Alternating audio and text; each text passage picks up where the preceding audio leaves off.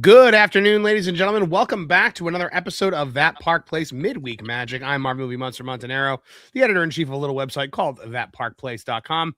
And I'm joined today by my good friend, the incomparable Mr. Tyler Deam McDowell. Hello, Tyler. How you doing today? I'm great. Did you say incompetent? No, it's incomparable, as in cannot Okay. be compared to. Yeah, Oh, don't thank worry. you. Yeah. I'm that strange. Nobody Yeah, can compare to me. you know what, man? It is kind of a weird stream for us today. By the way, Vash Sky was supposed to be here with us as well. He's having some technical issues though, so he was not able to make it here today. He just But can't stand the sound of my Gomer Pyle style voice. yes, he was just like, "Oh, you're having that guy on? Absolutely not. Vash Sky don't play that way." Um, Golly. but it's such a bittersweet episode today because we're happy to be here with all of our friends from all over the world, but at the same time the light of the world is a little dimmer today, I would say. More than a little. And it's because we've lost one of the greats. Probably uh you know, one of the greatest human beings that was still living on this earth. And that is Miss Dolly Parton. She'd gone way too soon. Even though she was 80, still too soon. I wanted that woman to make 100. And it always seemed like she could because she had so much life and so much energy and so much, brightness in, surrounding her. And Tyler, I know like your family, you guys have a, personal connection to Dolly through your dad. I know you've met her. I wanted to just get your thoughts and what it's been like for you guys the last 24 hours. It's been rough. Um, I'm much like yourself. I was thinking Dolly was going to be one of those, Dick Van Dyke, Oh yeah. maybe be 100. Um, I had lunch with my dad yesterday and I left to go get a haircut. And I was passing, for those who don't know, I live in Hendersonville, Tennessee, which is where, Johnny Cash lived and Conway Twitty. And Conway had a facility there. There's not much left of it now. That's a whole other conversation for another time. But he built a massive complex. It was a dream of his. It was called Twitty City. I was actually passing what's left of Twitty City. And my dad called and said, "Did you hear about Dolly?" And I said, "No." And he said, Oh. "Yeah, she died." So And for those that don't know, your father, the legendary Ronnie McDowell, he worked pretty extensively with her. Could you tell us a little bit so about like he their didn't, history together? Nashville, especially in the, 70s and 80s, it was much smaller than it is today. And, my dad had a couple of number one records, many top 10 hits, and they crossed paths many times, but they didn't really get to know each other very well until near the end. I Mhm. first met her, I think it was 2017. My dad had done a painting for her of her and Elvis. She was a fan of Elvis. We all know the Yeah. story now, which not a lot of people knew the story. No, I knew the story growing up that she wanted Elvis to sing "I Will Always Love You." I knew a lot of details about that story. And then as I got older and social media became a thing, it just now everybody knows. There's still some things I know that I can't tell you, but Mhm. yeah, I wouldn't want to. But dad had, I was just listening to her tell that story before we went on the air, actually, because all the clips are going around, and I was like, "That's some Colonel Tom Parker nonsense right there." what's funny, and I know we're talking about Dolly, but speaking about Elvis just for a second, when the recent film came out starring Austin Butler, um, so many people were texting me after the film, after seeing the film, and saying, "We had no idea he had somebody like that in his life." And unfortunately, he did. And the Colonel, he was exactly as you think he is, and as depicted. By Tom And Hanks, yeah, yeah. he prevented Elvis from cutting that song, but it worked out. Yeah. Dolly even told my dad that, had she given Colonel and Elvis the publishing or whatever, um, you wouldn't have had the legendary hit that we all know, and that made Dolly, paraphrasing. I don't like to, put words in people's mouths, but I know that she told my dad because he said the first time he ever heard someone cut one of his songs on the radio, he recognized the song when he was driving down the road, and he was like, I know that song. And he realized that someone had cut his song, and he Mhm. literally had to pull over on the side of the road and get out of the car and run around, say like, yeah. He tells that story all the time. And him and Dolly shared that connection because that's exactly what she did when she heard Mm. Whitney Houston's "I Will Always Love You." She got out of the car. She heard it on the radio. She had no Oh, idea. She got out of the car and was running around. So they that's so shared funny. that, and that's what I think is cool about this town is that somebody, and that's why I always looked up to my dad and looked up to Walt Disney, is small town dreamer, made their dream come true. And that is also true of Dolly. Oh yeah. Oh yeah. She's the quintessential dreamer, I think. Yeah. And spent her life and her fortune just trying to help others. And that woman could have been a billionaire had she hoarded her money, Right. but she chose to give insane amounts of money to charity. I mean, to put books in kids' hands, to help the underprivileged. I mean, and she never forgot where she came from either. She never shied away from it in any of her work. Yeah. Anyone can any poor kid today can listen to Coat of Many Colors and realize that there's dignity to be found, beyond what your family can afford. And it's all about love and just and then she created Dollywood, which is honestly, it's up there with Epic Universe as my favorite theme park on the planet. And so I wanted to And actually I've share a clip. still never been. You know what, we are actually like Pro and I have been talking behind the scenes, and we're like, we are taking Tyler to Dollywood within the next year, and we're gonna All right, film we'll it. make it And we're happen. gonna film it, and we're gonna make a whole thing of it. It's gonna be bittersweet now, though. Well, now, yeah, now it'll be bittersweet. Absolutely. Yeah. I just want to say that when I met Dolly, first off, you know, I'm 6'5", and it's not all it's cracked Mhm, up to be. You can't right. find jeans. You can't fit in a DeLorean. You're always hitting your head on stuff. But so I'm used to being a little bit taller than people. But man, I was not ready for how tiny Dolly is. She's like, fun size. You can pick her up and put her up on a shelf.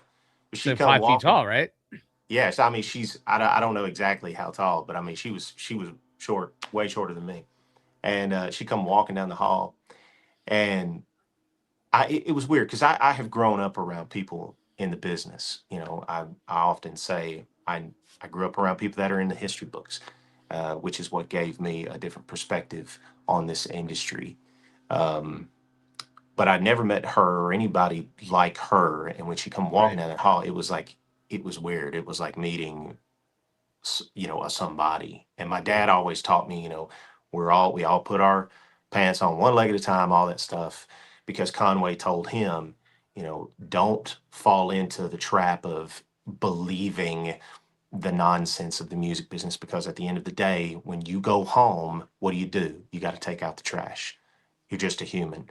But Dolly really did have this aura of a somebody, and she was so sweet and so kind.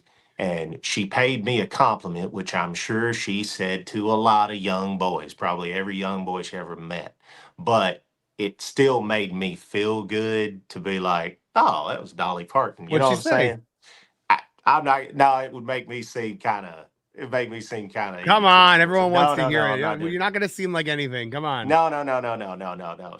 No. It's all good. I'll keep it right here. There is a picture on my All right. Instagram. You can look on my Instagram story and see. I think it's right in that moment where she's saying it. So Oh, I that's never really nice. posted that picture before because Oh, it's blurry. Hey, I know oh, that hey, was Marv. hey, there's Pro. Ladies and gentlemen, joining us right now from Dollywood is WDW Pro. That's right, folks. I'm here at Dollywood. It is a day of being respectful, so I am keeping my voice a little bit low. Marv, how's my audio right now? Sound great. Coming in Not loud and very clear. good, you say. Coming in loud and clear. Let me turn off the camera and I'll go to audio only and see what we can do. No, you're fine. I'm saying you sound good. Well, in that case, I'll come back again. Yeah. By the way, it's good to see Tyler. Tyler McDowell, how are you doing, sir? I'm marvelous, sir. I'm hanging in there like a loose tooth.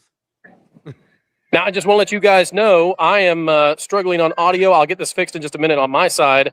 to hear you guys, but I just wanted you to know here at Dollywood, they have just had a moment of silence for the woman, of course, Dolly Parton, that they call their dreamer in chief. And it's amazing what they're doing here, the respect, the honor, and the ambiance. Overnight, they've gone ahead and changed the park entrance sign from their brand new ride that is open called, what is it? Night Flight? Night Flight. Yeah, they've switched that over to Dolly Parton images that say, "I will always love you." I also am noticing across the park that they are being very respectful in the soundtrack. And what I mean by that is that they have switched the soundtrack over to mostly the kinds of songs you would play at funeral situations, but they're happy, they're pleasant. And I was walking by the chapel here at Dollywood, and the song "Swing Low, Sweet Chariot" was playing by Dolly Parton. I've heard lots of songs like that. And so the atmosphere here, I would say, is not funerary, but very, very respectful and grateful is the atmosphere. I would also say that the park is filling up quite quickly, whereas this morning there were very few people. Of course, folks didn't have plans to come to Dollywood on a Wednesday, but now there are many, many people. If I swing around here for you all to see. The tour bus, yeah. Yeah, if you can see behind me, the tour bus is of Dolly Parton, has a huge line back there of people getting ready to go see that. And then over, if I swing again behind me this way, this is the Dolly Parton experience. Marv, you've been there before. Yes. And there's a giant line as well there. The media is also here. This is where they held the moment of silence for their dreamer in chief, and the media, national media, everywhere interviewing people. And I would dare say too that I've never seen so many Dollywood personnel out. I don't think there's a single person in the offices anywhere at Dollywood HQ. They are everywhere and handling all of this national media press. It's impressive how they're doing this. So, guys, I'll listen in for a minute. I'm going to go restation in a new spot for you guys to be able to see, and get the camera switched around where we can hopefully show shots of Dollywood while I peruse around. Sound good? Thank you very much. Yeah, absolutely. Any questions before I switch it around? What kind of news presence do you think there is right now? Is a lot of like national coverage going on right now? And although the national news media is here in force. I've seen ABC, I've seen NBC. Just about everybody is here. Everybody is here. As they should. I will say I have not seen the cable channel news media like CNN and Fox News, which is a little bit surprising. But everybody locally, everybody nationally, essentially, is here at Dollywood. Well, thank you very much, Pro. We'll check in with you in a minute.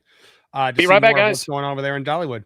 Tyler, I wanted to show you. So we were in Dollywood about a year ago, and me, Pro, Vash, Lorne, the whole crew. We were all there, and we saw Dolly. She was actually there, and that does not happen very often. And hold on, I think Pro is back. Is that Pro back? Yeah, I think so. Yeah, guys, I'm going to switch this around, and let me see if this works. No, that doesn't work for you guys. We're going to switch this around and just give you a walking tour of Dollywood and what it's like today. You can keep this on in the background if you want while you guys talk about it. Sure. And I'm listening in as well.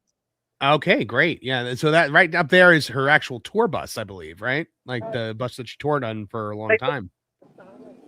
So that is, a lot of people are trying to get into there.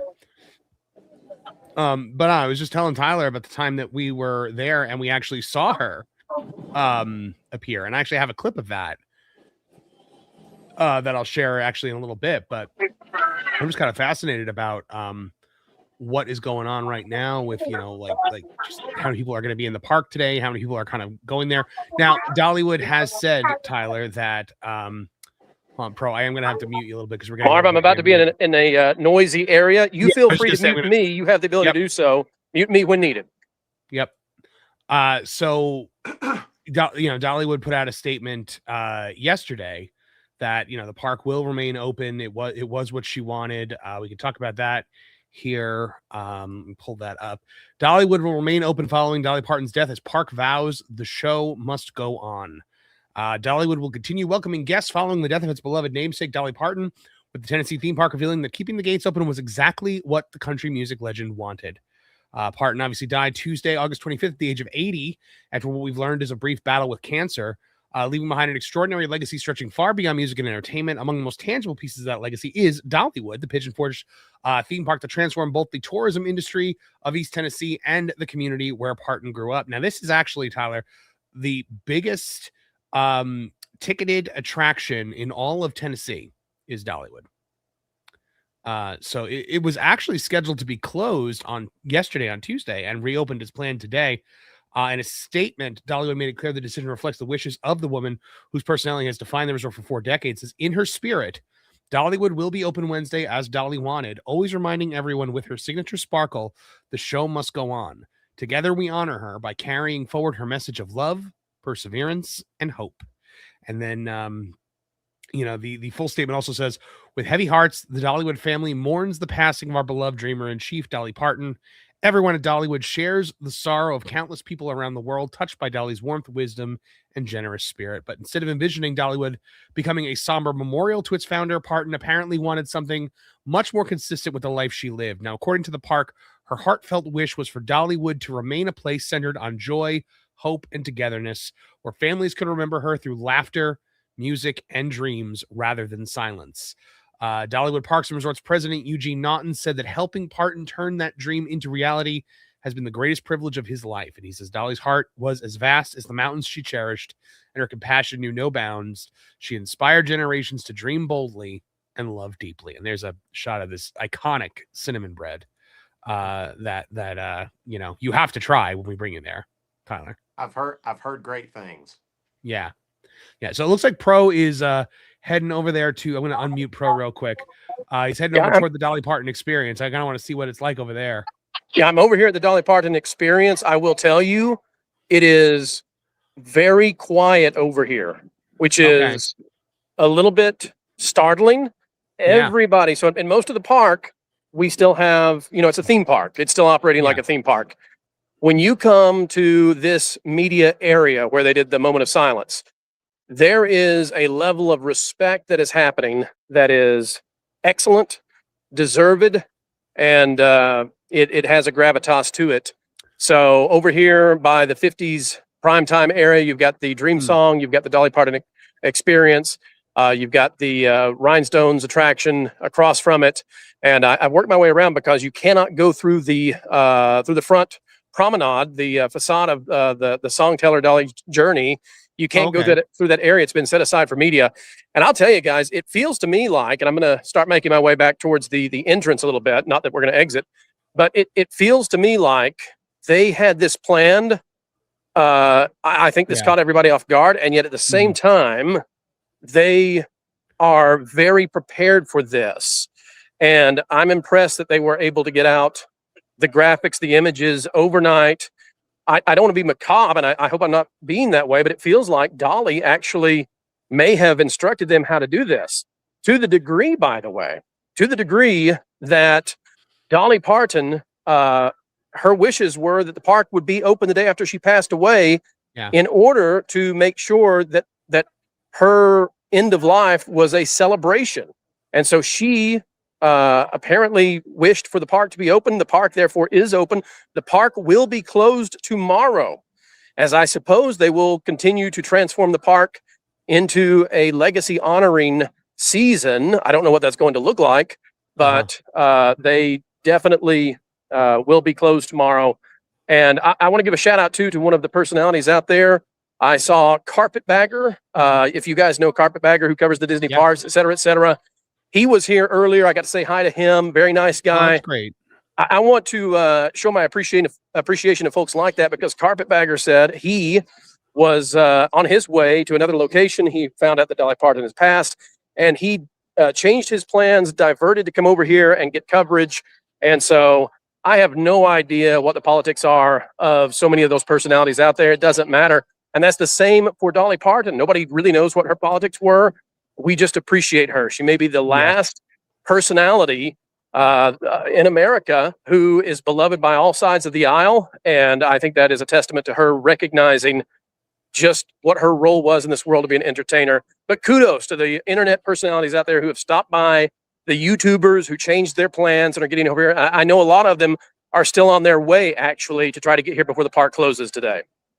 Yeah, absolutely. Now you're going by the Palace Theater right now, kind of the first major thing that you see when you come through. I was wondering if people were going to be leaving flowers or anything there. Have you seen anything like that? Anyone leaving flowers anywhere? Yeah, and I'm in just a moment, Marvin. I'll be up to the area where the new billboard is. I'll show that to you that you had up on the screen before. But yeah, everybody here at Dollywood is doing a phenomenal job of honoring Dolly, while at the same time not turning this into something that is excessively sad. And I think that's exactly what she had wanted. I think this is all orchestrated according to her plans. I saw a post earlier today that talked about the passing of Dolly Parton is essentially like the Appalachian version of Queen Elizabeth passing. And I don't know that I'm going to go that far, but it is amazing to me that they were ready for this.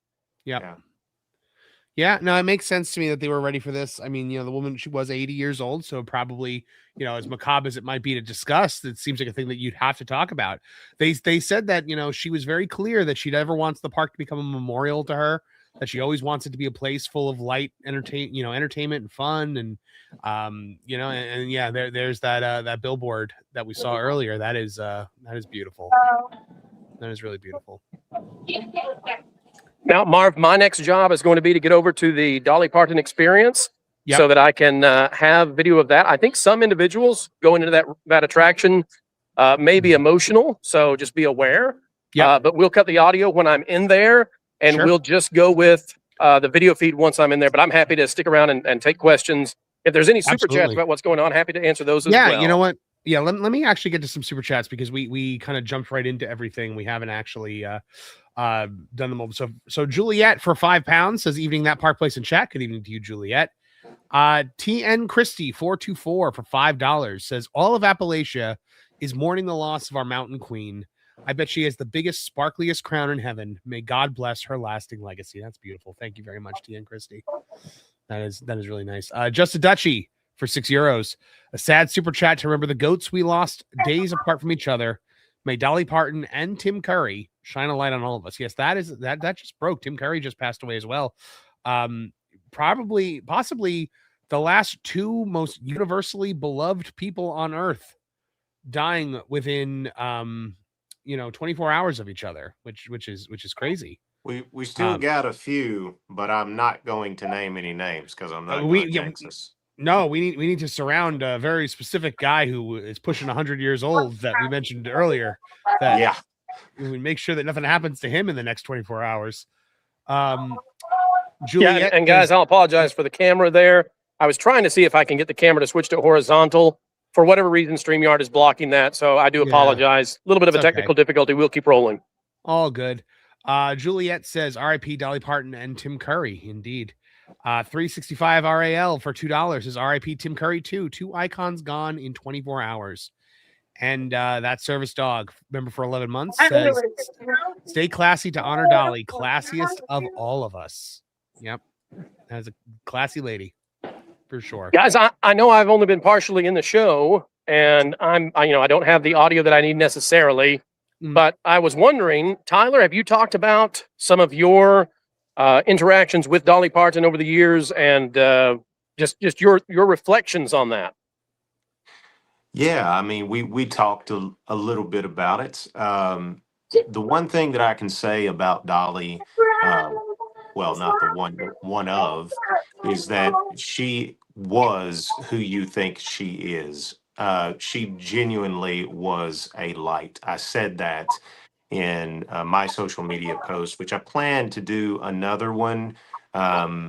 I'm not sure. There's some other things that I kind of want to say and touch on, but the one that I posted yesterday, I said, in this town of smoke and mirrors, Dolly chose to be a light. And I mean that because she helped others. A lot of people, as Marvin was saying earlier, she could have been a billionaire if she wanted to, and she chose to help others. It's difficult for me to talk about it without mentioning my dad. It's not all about him, but seeing her take a little bit of her light and shine it back on my dad, who's, the business kind of did what it does to him. And she understood that. And so she literally put her arm around him and said, come back and be on this album with me. And so now dad will forever be on Dolly's last album, and one of the biggest albums of her career, if not the biggest. And so that is my personal experience with her kindness. And so I know it to be Anybody true have any that she questions? was a good person, and that she did want to help others because she helped my family. That's amazing. That is truly amazing. So We're they seeing come the here. media setup here No, my partner's where Pro is. So Pro, I'm going to have to mute you real quick just because there's a lot of ambient noise coming through. So just unmute or flash your hand across the camera when you need to say something. But yeah, I mean, just I wish I could have been there in the park. And so Tyler, you're getting a look at this park right now. Do you see how just immaculate and beautiful this place is? Like just how absolutely incredible of a, Yeah, I of a mean, space it's that she created here. Yeah, I mean, exactly what I expected. I mean, I know what Pro was saying earlier about, he didn't want to be insensitive or whatever and say, well, they had this planned and they're doing such a great job. But that was Dolly. She thought about these things. And I have absolutely no doubt that there was conversations had where she was like, hey, it's going to happen. So we need to do it correctly. Because Dolly had become an icon. My dad said something to me a long time ago, and he said, if you think about it, Elvis was the only person who was on a first name basis with the world. Right. And if you think about it, it's kind of true. Like Walt Disney, sure, but it's not Walt, it's Walt Disney, Right. And a lot of people knew Dolly Parton for many years. But Dolly has since, like, if Elvis was up here on a first name basis with the world, Dolly slowly over the last few decades has literally gotten to that point where she almost is on a first name basis with the world. I think so too. And I think she recognized that. Whether she wanted it that way or not, she recognized it and she was like, we need to handle it right. And I think that's what they're doing. So, while Pro is waiting in line here to get into the Dolly Parton experience, I wanted to show you real quick the clip from when we were, in Dollywood and we got to actually see her in person. And so I'm going to turn the volume down on it a little bit just because I don't know if the music is copywritten or not, but you see all the people here, Tyler, lined up on the sides of the street in this like Main Street kind of area for her to come through, and just the love that these people. And here's the thing: she was in Dollywood that day, I believe, for some kind of meeting or something like that. She didn't have to do this. Right. This was not like, hey, come to Dollywood on this day and see Dolly Parton in person. Like this was a surprise. We didn't know that she was going to be there when we got there. Pro called me and told me because he got in before I did, and so, when we got there, we found out she was going to be there, and it was like pandemonium. And so here's what happens when she's coming through on the little car here, and just listen to like the people and how much they love her. And now this footage was taken here by Vash Sky. I'm standing next to him.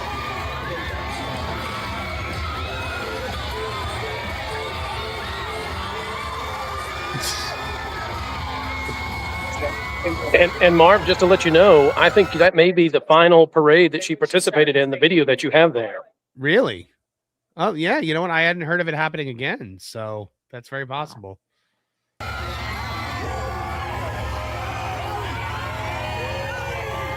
Just decked out in the flowers and just the people holding the signs and butterflies up and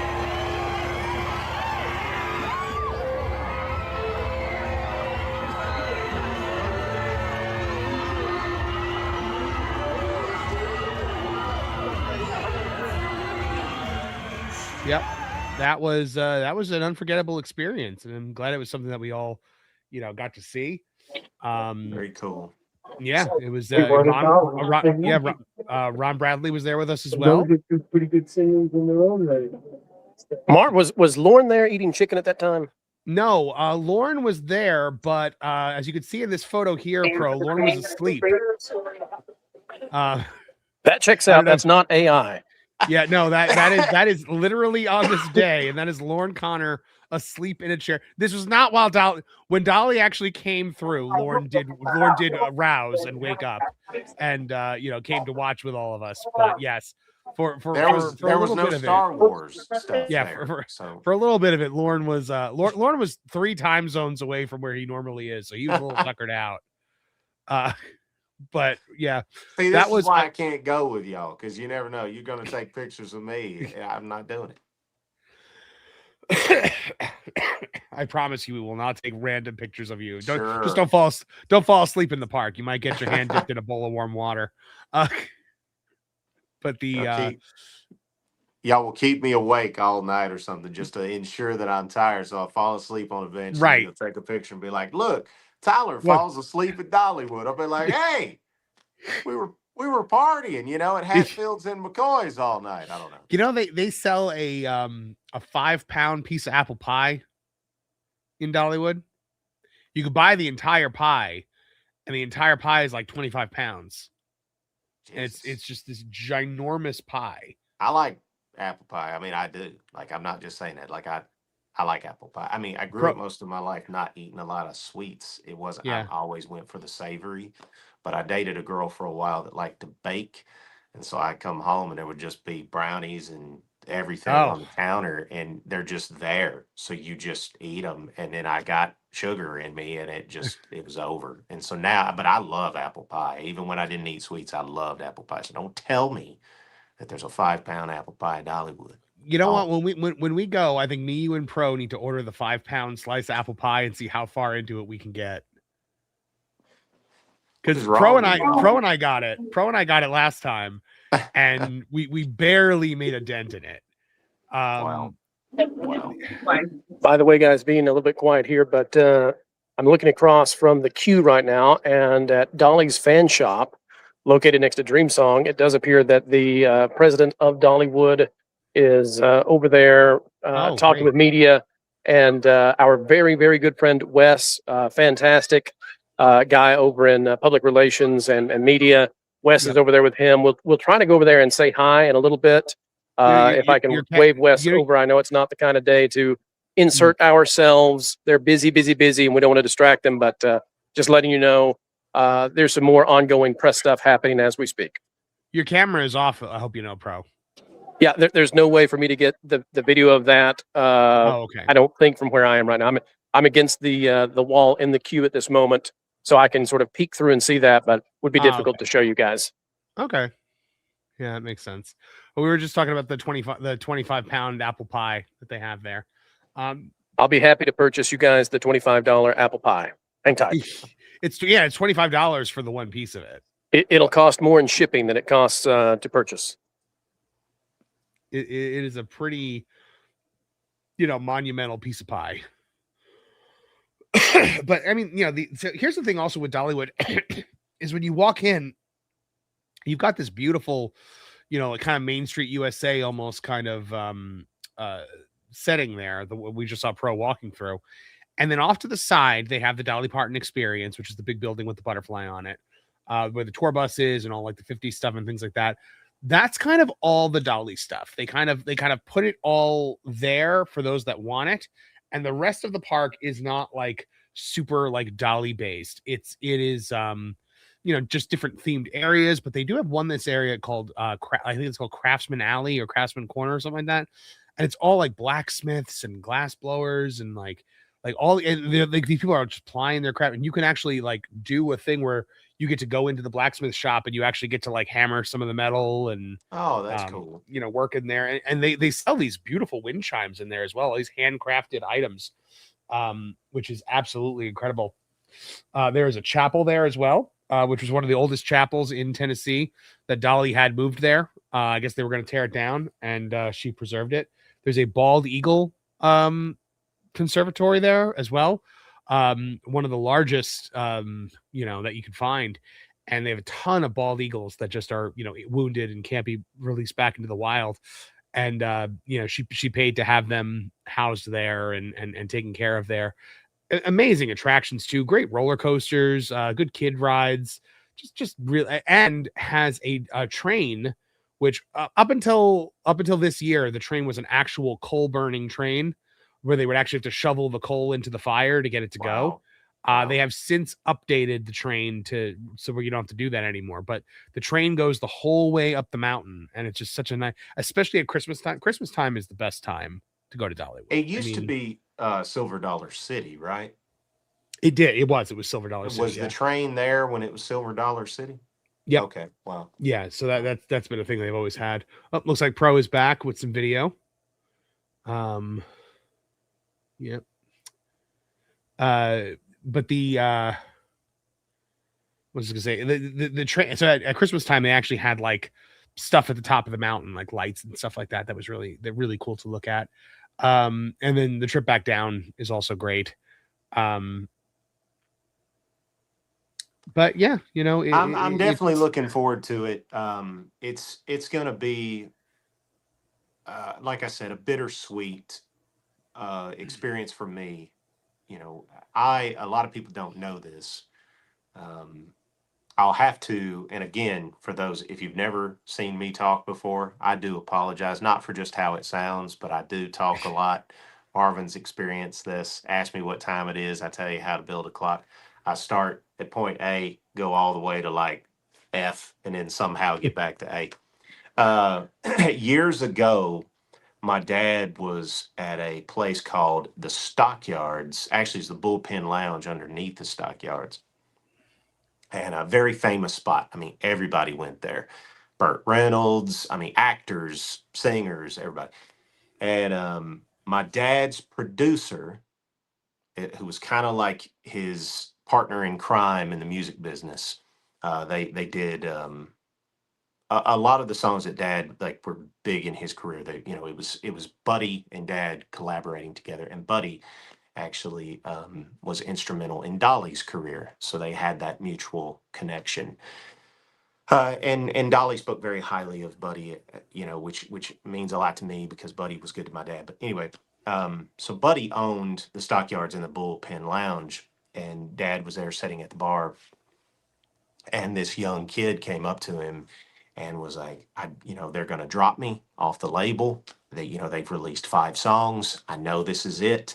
He's like, if I just had one song like Older Women, which was my dad's first #1 record, he's like, Right. I'd be good.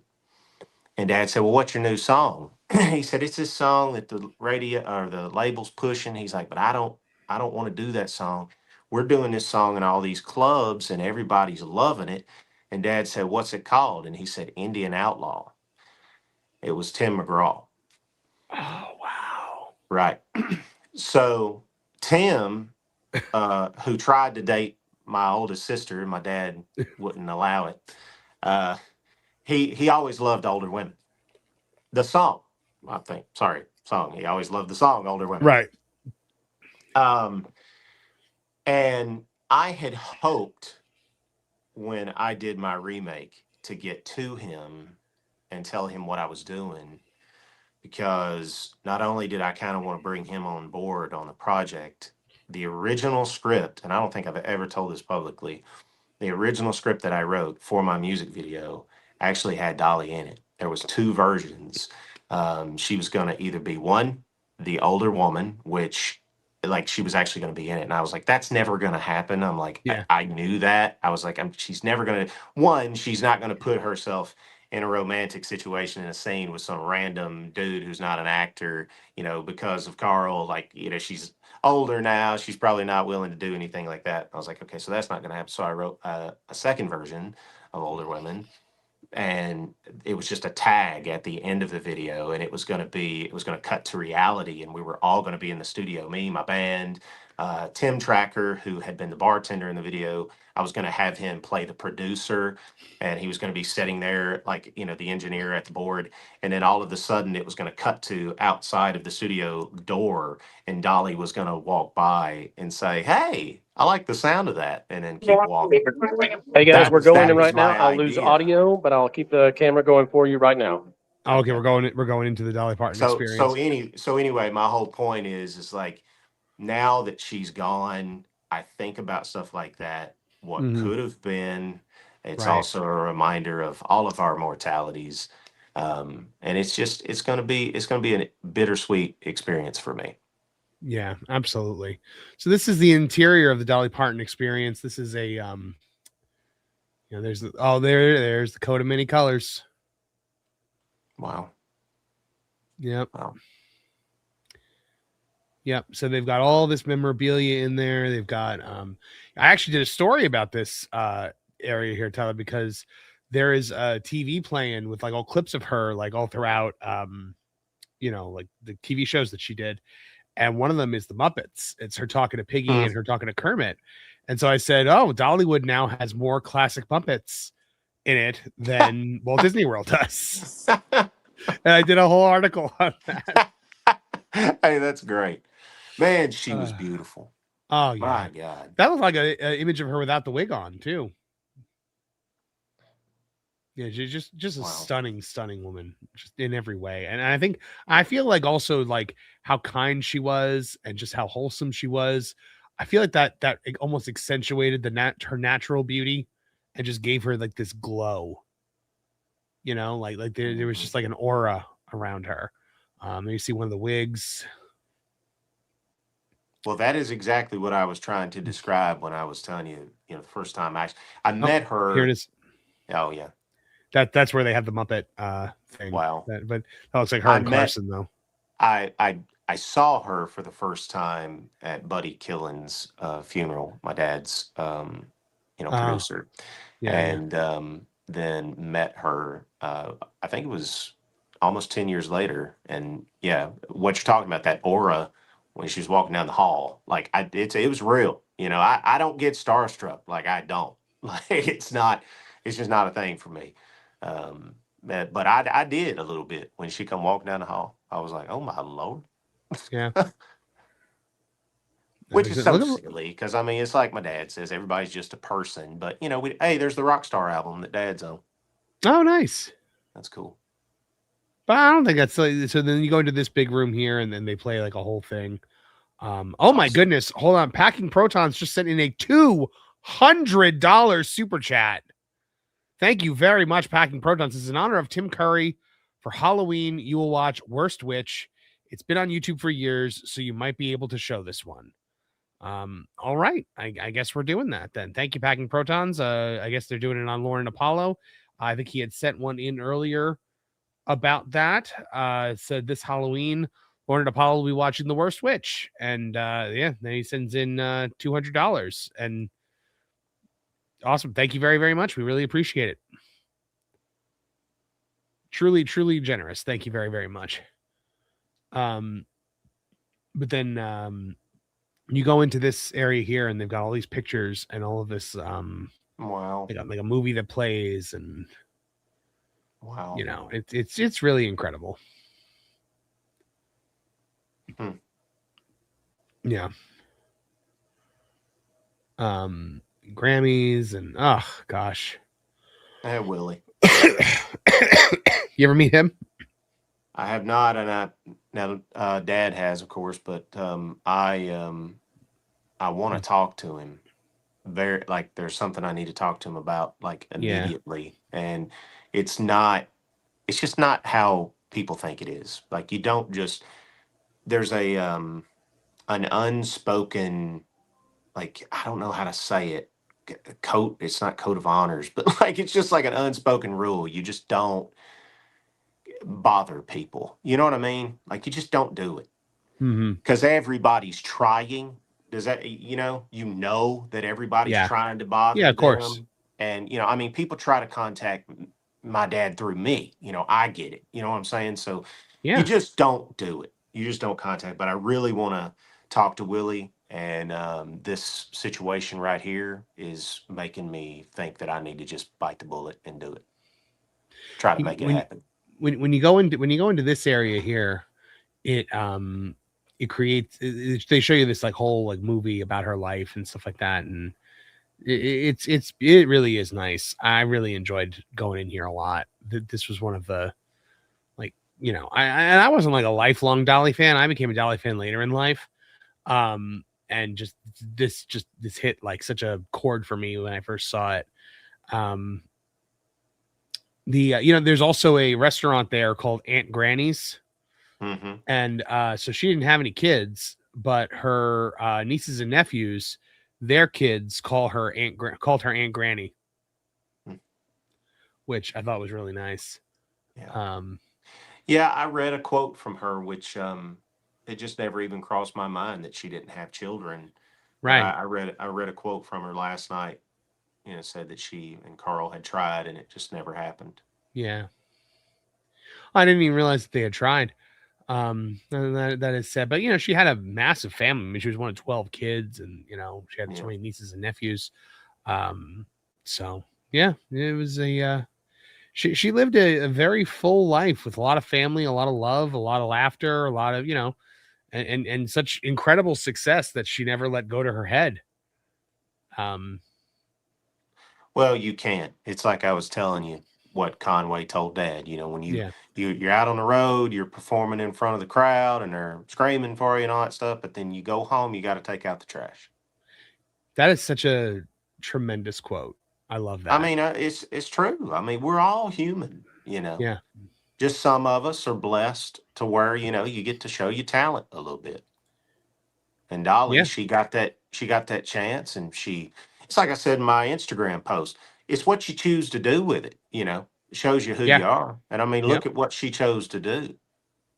Well, and this is, and look, nothing against the Taylor Swift fans out there. I don't want to bring that down on our heads, but like, I didn't write that song. You didn't see Dolly, having a wedding in Madison Square Garden or doing like these grandiose things for herself. She did grandiose things for others. And so Pro was telling me that in over there in that Gatlinburg area, there was kind of a rule among the locals that if you see Dolly and she's out and she's made up and she's got her wig on and everything like that, go over and say hi to her. But when she was out without the wig on and she was kind of incognito, you left her alone. And apparently everybody just kind of like respected her enough to do that, and they would leave her alone when she wasn't all like done up. So a lot of people don't know this, and I'm not sure I should even. Well, I think I could say it. I don't think it's a big deal. I think anybody could probably assume the whole idea of, well, not the idea of the show Hannah Montana, that came from something else. That's another conversation for another time. But the idea that Hannah Montana was an alter ego, that came from Dolly. Really? Oh yeah. Because that makes sense. Trust me, Dolly could walk out and go to Kroger and nobody knew it was her. Yeah. Like she could walk out as, just her regular self, and and that's brilliant. I think it's absolutely brilliant. Yeah. Well, and I believe she was Miley Cyrus's godmother, right? Mm-hmm. Yeah. 332 million books, by the way, through her charity, given out to children. And that's a counter that continues to go up and up and up, and will continue to. Me and Miley played together when we were toddlers. Did you really? Yeah. Huh. Yeah. That's fun. Backstage at Music City Tonight. Huh. Which was like a Nashville talk show. Right. I never put two and two together that Hannah Montana would have been based around Dolly. Well, like I said, the idea came another. There was a kid from Nashville who had a parent in the music business, and they auditioned for a Disney Channel show. Uh-huh. And then about a year and a half later, development began for Hannah Montana. Wow. And the other kid was not Miley Cyrus. So. Huh. Yeah. All right, guys, I'm going to try to get over to where I see some of the media and see if Wes is available to talk to him. He's one of the leaders over there Right. in media and PR. We'll see if we can chat with him. I don't know that we'll get a chance to talk to the Dollywood president. As I said before, our goal is to not be intrusive in any way today. Right. So, but shout out to the YouTubers I've seen out here. We'll call those out in a little bit. Let me work my way around, and we'll see if we can get over. By the way, before I cut the camera and the audio for just a little bit, let me also say to folks out there who may not know the layout of Dollywood, you're seeing a lot of the same scenes today. That is not because Dollywood is a small park. It's because the area that they have cordoned off to be used for media is in a singular block, and then we went to the entrance. But there's way more to be seen at Dollywood. I don't want to give the impression that it is just what you've seen so far today. I'll be back in just a minute, guys. Yeah. And stay tuned. Dollywood sits on 150 acres of property. I also need to say thank you to Packing Protons. I was inside. I saw the $200 super chat come in. Yes. Want to say a huge thank you to Packing Protons. We'll say thank you in a more what should we say, more substantive way soon. Yes. But Agreed. I had copyrighted music playing all around me, and there was just no way that I could say thank you. Yep. Thank you very much, Packing Protons for $200. There you go. We got to record that and just play that. Make me laugh. My ravaged lungs. Sorry, man. Oh my own. Hey, it's good to cough that stuff up, man. Yeah, that's true. Well, if that's good, then I'm doing great. Maybe not good for the larynx, but yeah, maybe not. But yeah, I tell you what, I wish I had Pro's larynx, man. That voice is epic. I don't know, man. Your voice is pretty epic too, I would say. Yeah. No. I think so. I love your stuff, man. I listen to your stuff all the time. So, not just because you're my friend. No, thank you. I appreciate it, man. But yeah, I mean, just the wholesomeness of this park, the truly specialness of it, and just kind of the spirit that it brings. It really makes Dollywood a place. Like I always tell, and all my friends that are big theme park fans, I'm just like, man, if you can get there, because it's just such a delightful area, like that whole Pigeon Forge area. I was thinking about taking a trip up there sometime around Christmas time because I just want to see it in Christmas again. And it's, it's freezing there at Christmas, but you don't care. And like, look, I mean, Tyler, you've been to Disney World at Christmas, right? I have many times. Yeah. And you know how special Magic Kingdom looks at Christmas time.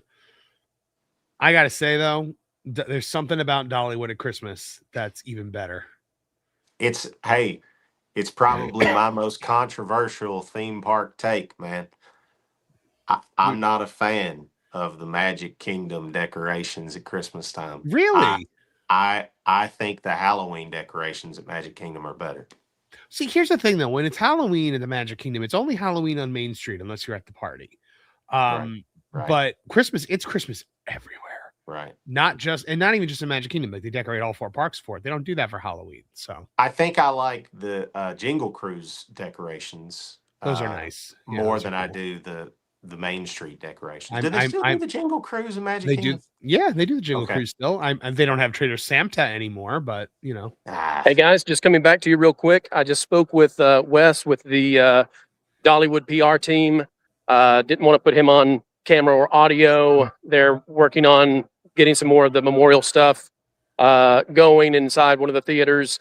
And but I did want to let you know that apparently we do have verified now that the background music for the park was changed overnight, and it is a medley of very respectful songs about going to heaven, about end of life and celebration of life.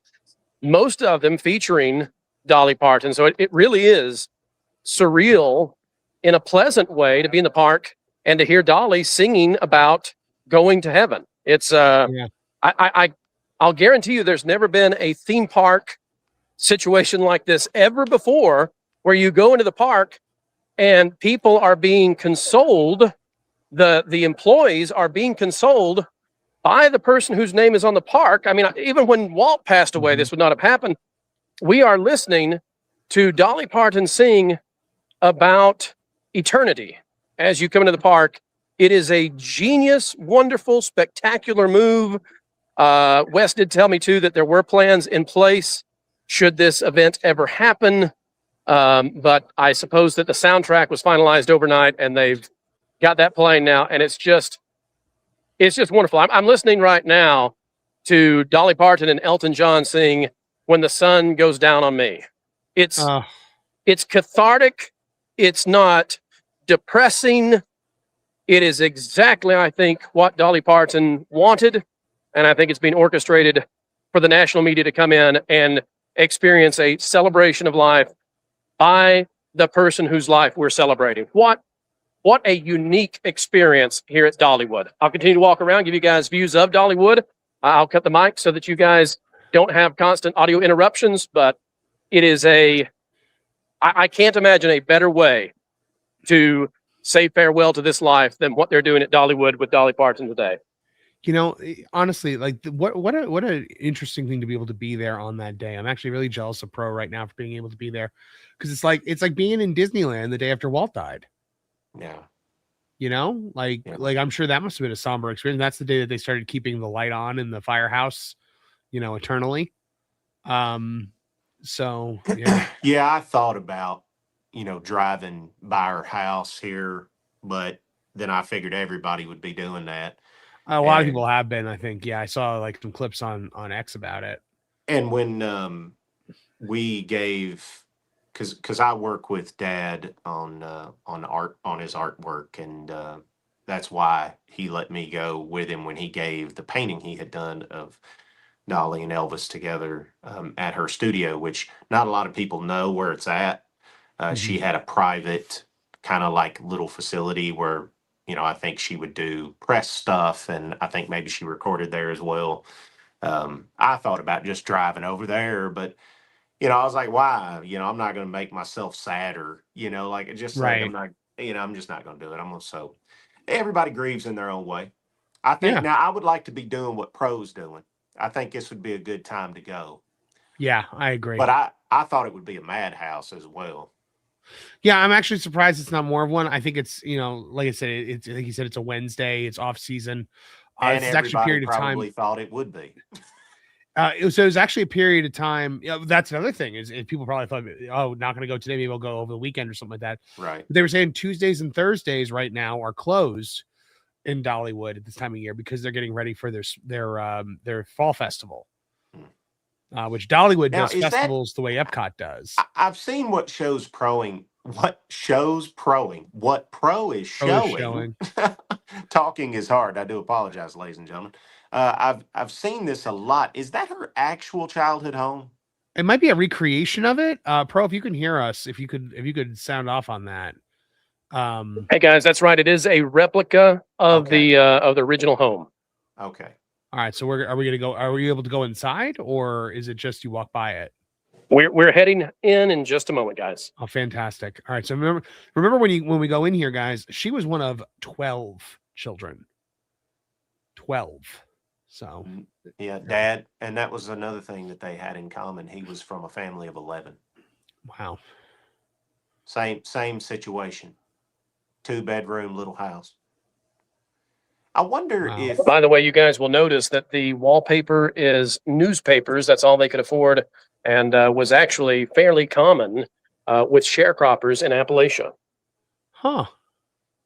So I wonder, does it say anything about the original location of it and if there was anything recovered? Yeah, I'm wondering that too, like how much... No info there. I can ask in just a moment. What's the question again? If there was any remnants recovered from the original house and where the original location stuff was. Yep. Yeah. Let me ask. I don't have, because we were in such a rush today, I don't have media credentials, so I'm not going to put anybody on camera. Give me just a minute and I'll ask. I got you. So cool. Dad also did another painting for her, which I'm not sure if she ever got to see. It was of the coat of many colors. because he wanted to do something for her that was, I think, like I said, I don't want to put words in his mouth, but Right. I think he wanted to do something for her that was just her. So he did the coat of All right, many guys. The colors. official answer is that some of the items are authentic, but did not get an answer as to whether or not the cabin itself features any original parts. I know that Tyler has a certain affinity for original things coming from homesteads. We won't go into that in any details. I think I know what you're talking about. Yeah. Yeah, I think you do too. Yeah, I mean, I'm all about history. I'm a history nut, so I find that kind of stuff intriguing. I'll do some research after this episode and see where the original location was and stuff, and see if they were able to recover anything from the cabin, because I would imagine, that it sat there for a while. Yeah, absolutely. So by the way, apparently, from what I saw from a super chat that came in, the Dollywood Eagles are moving to the American Eagle Foundation HQ because apparently the Eagle Sanctuary was damaged by a storm. So I guess they are moving the Eagles. A couple more super chats while Pro takes us through Dollywood here. Juliet for £2 is like, subscribe, and share. That's wonderful advice that you all should take. Dem Bones Are Me for $4.99 says Christmas at Dollywood is not to be missed. I agree. It is a wonderful time. And Christian Corlejo for $5. If I recall, Dolly wasn't just Miley Cyrus's godmother, but they found not too long ago that they're actually related, seventh cousins once removed. So that's pretty crazy. It is. Your childhood best friend, Miley Cyrus. Yeah. Yeah. People Well, with less have claimed more. Billy Ray came up to my dad when he was doing Music City. It was either Crook and Chase or Music City Tonight.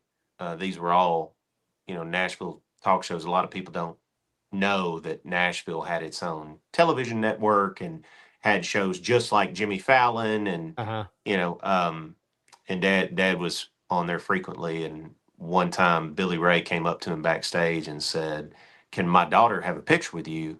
And she was like, I mean, she was little. Dad held her and they took a picture. So somewhere there's a picture of Dad holding Miley Cyrus, or Destiny Hope or whatever. I wonder if that picture might include me. That would be great. Like, if anybody, Billy Ray, if you're listening, That'd be great. I just think that'd be funny. This right here is the Valley Theater. They've got a band that plays in there. Oh, wow. Yep, that must be just such a thrill for, like, young country singers to be able to be in, perform in Dollywood. Pro just passed the building with the big wheel. That's the grist mill. That's where they sell the cinnamon bread. Oh, okay. This is the craftsman area right here. This is where all of the handmade stuff is done. So you got the blacksmith shop just straight up ahead, and just so many beautiful little shops. Yeah. Now this at Christmas time, when Pro and I were here at Christmas, this was all frozen, and like there was giant icicles hanging off of that. That looked really, really cool. See a caricature artist here. And this, by the way, this is also a big, huge incline here. This is it's a very hilly area. Meanwhile, I'm not even out of breath.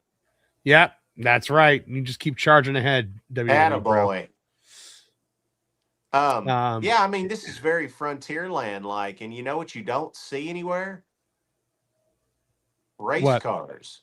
Yeah, there's no race cars saying ka-chow anywhere around here, Tyler. I noticed that.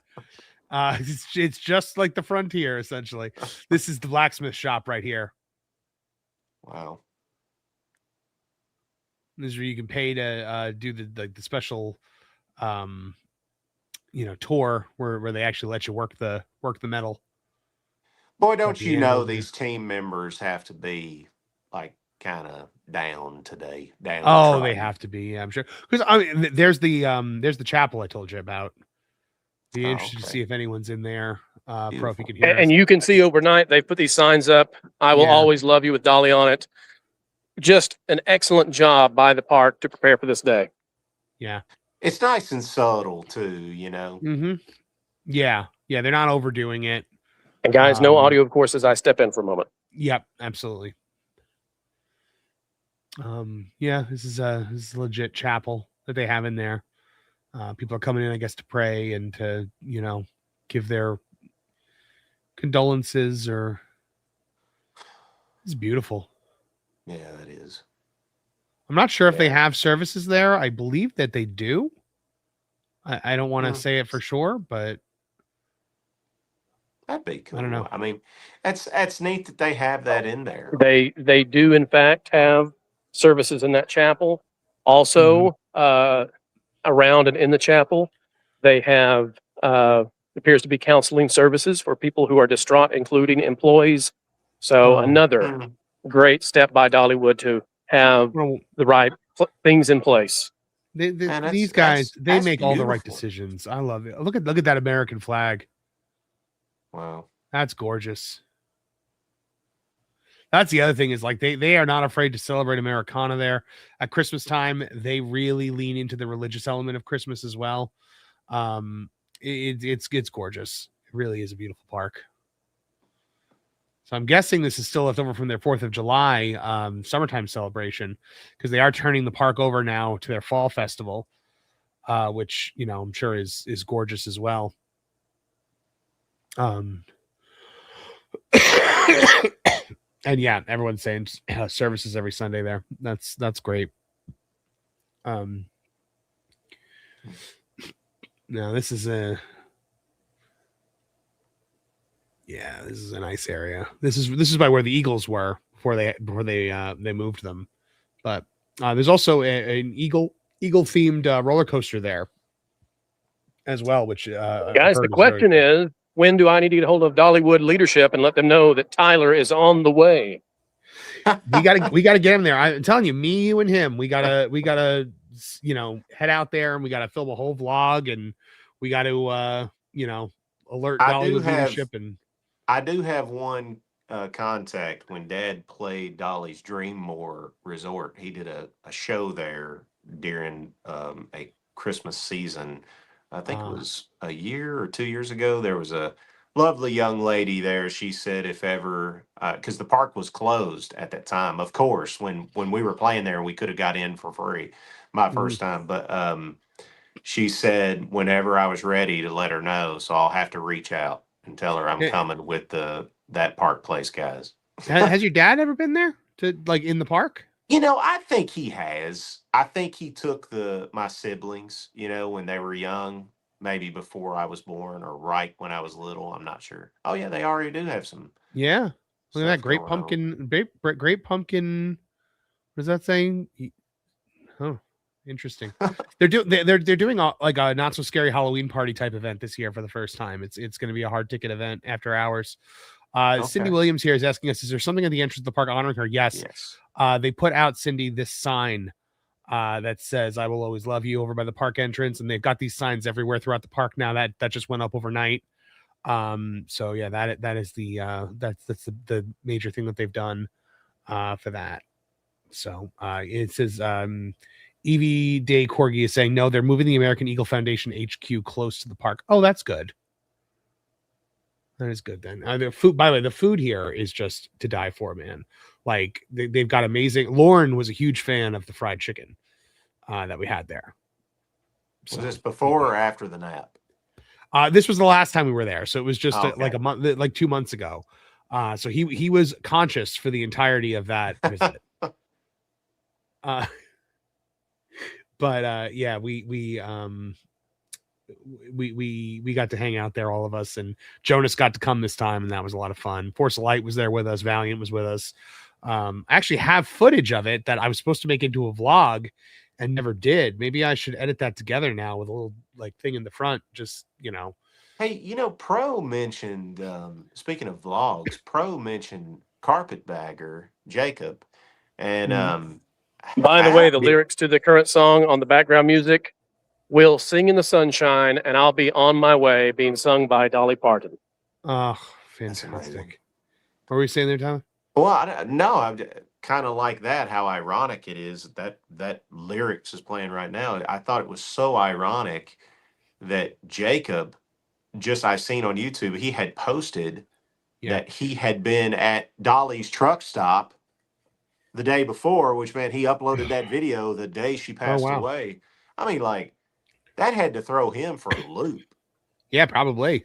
And we just had done a show in Gonzales, Louisiana, and we drove, and I was driving our guitar player Dave Johnson and our bass player Ronnie Lutrick, and Dad rode with us, and I just happened to swing by Dolly's. I wanted to. I love, I'm a theme park enthusiast, so I love looking at merchandise and stuff.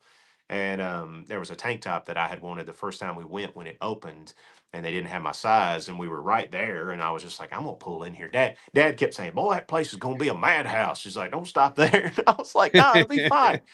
And so I parked and went in there, and we took a picture with Dad and Ronnie and Dave because they hadn't been there before, and they held up the Rockstar album that Dad's on with her. Mhm. And and then she passes away. I mean, we had no ideas. So Dave. that was like that's like the new thing she just opened up, the Challenger to Buc-ee's, right? Yeah. It's How was it? Was the food good? Oh, it's great. I mean, the place is awesome. Everything is so well done. That's why it doesn't shock me that she was prepared for this, Mhm. because everything she'd done was handled so well, including a freaking truck stop. I mean, I'll tell you this, her gift shop at that truck stop, which is The dude we basically just what it passed is. by looks exactly like Jay, drunk 3PO. Folks, check and see where is his location. He's getting I'll have to drunk on check. cinnamon bread. Yeah, I doubt it's Jay, because I know Jay is traveling this week. But I was just going to funny say that gift shop is way better than the gift shop at I don't know, Aulani in Hawaii, the Disney resort. I mean, Right. they've done everything she does was great. I thought this was really interesting. Chris A out there says there's more benches on that pathway than in all of the Magic Kingdom. It's true. I don't know why that tickled me. That was funny. Yeah, it made me laugh. I was about to say, hey, Disney, look, benches, shade for high tracks and glutes. Oh, that's so funny. I'm a hypocrite because the shade problem didn't bother me at Epic Universe, and I think that's because I'm so used to Epcot, growing up going to Epcot, walking around World Right. Showcase. I just, for me, it was just like another Epcot. Like, I don't know, if you need shade, go in a gift shop or something. But yeah, I do like the inclusion. That's the thing. there. People have been complaining about. I think that's the restaurant where Lauren got ice cream all over himself. Why do y'all pick on Lauren so much? he picks on himself. I'm going to defend this guy. I'm gonna come to his defense. We were live streaming on my channel, and Lauren is eating an ice cream cone, and he said it's the first ice cream cone he's probably had in years and years, and he kind of ended up wearing it. Now,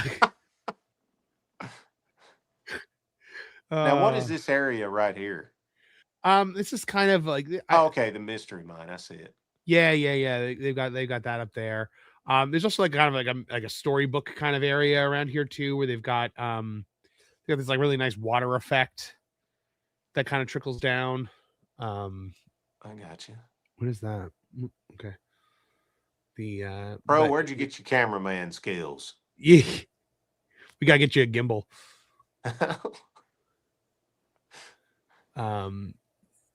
Okay, we're going into Timber Canyon here. This is they got this all decorated for Halloween though. Oh yeah. Oh, look at this from Fleming Steven 16. Grandma would live for half the year in Tennessee working at Dollywood. She did this for years. We'd visit her, spending so many days at Dollywood. I worked there for a summer when I graduated high school. Amazing place. Thank you for sharing that with us, man. That is that's a really nice memory. And there's the folks that work at like we talk a lot about Disney cast members and how they on the Wildwood Groves over there. That's where you have a lot of like storybook kind of stuff too. Talk a lot about how Disney cast members are so kind and courteous. Man, they got nothing on the Dollywood team members. They are the nicest people I've ever encountered in my life. Of course they are. They're Tennesseans. What can I say? Exactly. Exactly. I'm sorry. No, honestly, like 'cause when I was in Tennessee, you know, I've been. Lauren said he's just jealous of my good looks. But the when I was in Tennessee, I just noticed like everybody was just so friendly. Like, 'cause, I mean, I grew up in New Jersey, and you know they're not friendly there. people are Wasn't a people are lot. downright mean. Hey, I talk a lot about, the transplants moving to Nashville, and trust me, over the Mm. last, I'm just gonna say 5 years, it's incredible, honestly, the Mm. change in culture. Just because, but here's the thing. I tell everybody, I travel all over the country and I've met nice people in the north. I've met, not so nice people in the South. Mm. There's kind people everywhere. There's mean people everywhere. Right. But there is differences in culture. And I do think for the most part, I saw this comment where it was, I don't know if it was on an Instagram reel or something, and it said, like Southern hospitality is a fallacy or whatever. And I was like, tell that to people like Dolly. Yeah. People like, I'm not saying that I'm the nicest guy in the world, but I try to be, right? I try to be nice because that's how I was raised, and I am from Sumner County, Tennessee. So, Mm-hmm. Culture Casino says Tennessee is the place to be. oh, thank you. Yeah. Yeah. Culture loves it over there. Um, I love Florida. Like Florida is I'll say second home away from home. I really do. But I can't imagine myself living anywhere else but here. so my wife and I were supposed to do uh Christmas with her family this year and stay in Florida. And but her mom and brother are going to the Philippines. So we were like, well, what do we want to do? I said, I am not going to New Jersey 3 years in a row at that point. I'm not doing it. So I said, well, we can either stay here and just do nothing, or I said, why don't we go to Tennessee? Why don't we rent a cabin and go to Tennessee for Christmas? And I think that's what we're going to do this year. And yeah, Well, I'm you'll have to very swing much by looking forward to it. Nashville, man. We'll have dinner or something. I would love that. Yeah. Planning How for far is Dad's. Nashville from Dollywood? Well, see, that's one of the reasons why I've never been. I mean, it ain't far, in the grand scheme of things, but it's still, I think, about 3.5 hours. Yeah. Oh, Pro's back. Guys, let me just say I will have to drop at this point, but I want to say thank you to everybody who's been watching. I'll continue to listen in and watch. I got to drop for right now. Joining in later, Marv, Tyler, thank you so much. And I see you out there, Culture. I see you. See you guys real soon from Thank you, bro. Dollywood, live, remembering Dolly Parton. What a way for a theme park to handle the situation. Pro, it's a pleasure. Thank you, buddy. Man, just so cool. I wish I could have been there today. Really, really do. I'll play this one more time just because some people weren't here when we played it the first time, when we were in Dollywood, when we got to actually see Dolly come through. Yeah. Probably the last parade she ever had in Dollywood.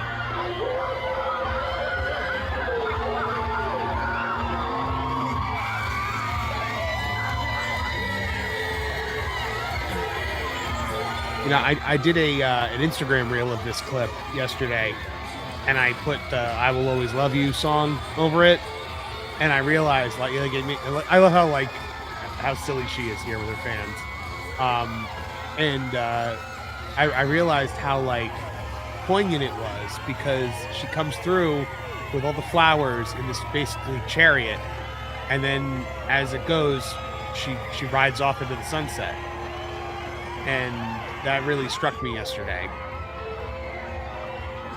Waving to everybody as they always have a different thing up there too on top. Like they have the umbrellas right there. Yeah. At this time, and that was this was the springtime, I believe, when we were there. It was either like April or May or something like that. I've wanted to say this 2 or 3 times, and I know I don't need to repeat myself, but it just really doesn't seem real. Yeah. It doesn't. Yep. Yeah. Absolutely. And also, we lost Tim Curry today as well. It's not been a great day for good people over the last 24 hours. Yeah, try to see the good in every day. I mean, we're here. You and I get to talk to one another. Yeah, absolutely. And I mentioned earlier that there was another post I was considering making about all of this, and I don't know if I will. If any of y'all have followed me on social media for a while, you know that I talk at length, and I have for years before AI was writing everything for us. But one of the things that's really hitting me about all of this is the same thing happened when Jimmy Buffett died to me. Yeah. Although this time it's on a greater scale. I have always wanted to be somebody who could, make some cool stuff like songs, movies, and then take the success garnered from that and then do awesome things, not for myself, but for others, to help others. I don't want to put myself up on a shelf, but that's just the things that I always wanted to do. I wanted to help people. But I really wanted to be the first guy to build a theme park in Nashville since Opryland. Like I wanted to, have my own film studio, and I wanted to have an empire, an entertainment empire like Jimmy Buffett did. Yeah. And like Dolly. And then when Jimmy died, I was looking at all of his resorts and cruise ships and, Right. restaurants and all this stuff, and he's gone. And it's like, what's it all for? Like, what are we doing? Like, what is this? Like you get all that, you get to do that. And then it's like, well, why? And I think the answer is kind of like what I did post, which is, and I mentioned this earlier. I don't want to talk about my family too much, talk about my dad too much, talk about me too much, because obviously she helped thousands of people. But my personal experience with her was her being kind, and Yeah. she was kind to my family, people that I care about. She didn't have to ask dad to be on that song. It was a goofy, silly song, and they were having fun with it. And yes, it was Elvis related, which I was like, my dad's much more than that. And I wish it Right. was, something about watching girls go by or older women or something. But I'm just grateful that she included him, and she didn't have to. And I think the answer to the question of what is this all about, and I'm not trying to be all philosophical here, but I think that if you can be somebody, like if you're given the opportunity to be somebody like Dolly, you do need to help others Yep. and be there for each other. There is so much hatred. There's so much negativity. There's so much drama in this world, and I cannot stand it.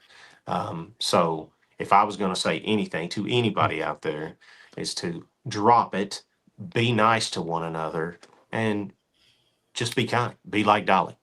In a very partisan, tribalistic world that we live in today, she was somebody who refused to play by those rules. She was for everyone, and there were heartfelt tributes that came from President Trump and the Democratic Socialists of America. When's the last time a person was able to get those two radically polar opposite sides to agree on anything?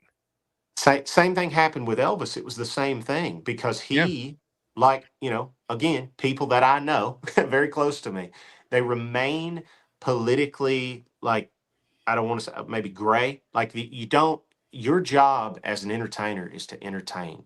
Mhm. Okay. Yes, you can have your opinions, but keep them to yourself. You don't have to tell everybody. That's not always your job. And Dolly did just that, just like Elvis did. My dad does the same thing. He taught me to do the same thing. I leave those thoughts to myself because they're mine and I can keep them if I want to. Absolutely. Absolutely. Couple super chats. Michael Cooley for 10. I was a park information ambassador there last year. The original cabin still exists in the Locust Ridge area. It's behind a security fence about 7 miles away. Okay. That is That's cool. awesome. That's cool. Well, now see, that's what I would want to see. I'd want to see the original cabin. That's wonderful. Wow. I'm glad that they've got it under security. Hyrax here says, there's a secret song set to release on what would be her 100th birthday, locked in a chest in a hotel lobby. I did see that. Yeah, that's the hotel where we played. So when I was, kind of meandering, which side note, as soon as I walked in that hotel, it's beautiful. But the first thing I thought was, this looks like Destino Tower. It's the same layout. It's just smaller. And Right. I swear the same people who built Destino Tower, I guess that's how you say it, built the Dreammore, because it just looks the same. And then there's another hotel that she has that kind of looks like the Animal Kingdom Lodge, which Oh, I'm really? totally fine with that. Like George Yeah. Lucas said, it's like poetry. It rhymes, right? Right. But because I'm a theme park entertainment enthusiast, I just take all of that stuff in because, like I said, I've always wanted to build stuff like that for myself, for the world. And I'm walking around like taking it all in and looking at all the details. And I did see the box. I think they had actually maybe just made the display. That's amazing. Yeah. That's amazing. The FTM 22 for 5 says Dolly's legacy is the life she led, not the money or fame. She loved one man for life. She took care of her family and community. We can all do that. You know, and after Carl died, I was actually worried that she was going to pass soon, because That's what my dad said.